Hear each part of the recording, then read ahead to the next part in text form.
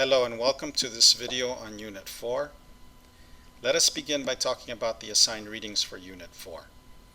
In Unit 4 you will be reading Chapter 4 of our textbook. You should start by paying close attention to the section Argument by Induction. You should also pay attention to the Smart Study Putting Induction in Practical Terms section, and also pay attention to the Introducing Inductive Force section. Finally, you should pay close attention to the Problem of Induction section and the Induction and Falsification section.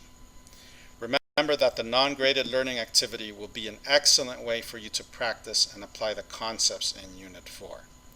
The Unit 4 lesson will provide you with a summary of the concepts as well as concrete examples of inductive arguments. Let us now address what you should focus on in Unit 4.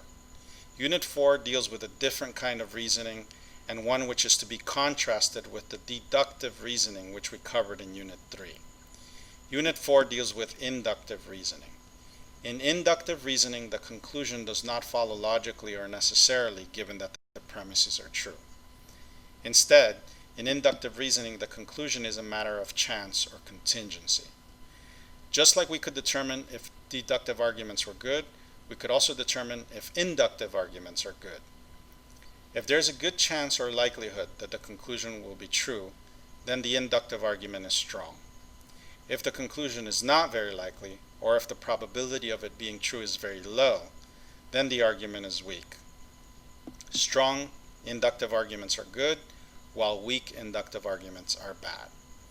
Let us look at an example of each. I have had oxygen to breathe every day of my life. I will be alive tomorrow. Therefore, I will have oxygen to breathe tomorrow.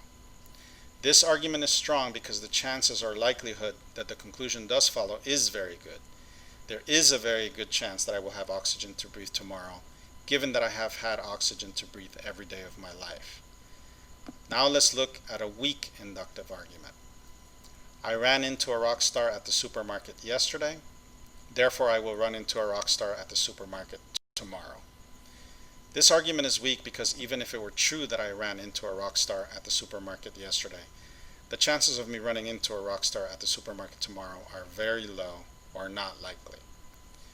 Thus, we see that the strength of an inductive argument depends on how likely the conclusion will follow, on the assumption that the premises are true. If the conclusion is very likely, then the argument is strong. And if the conclusion is not very likely, then the argument is weak.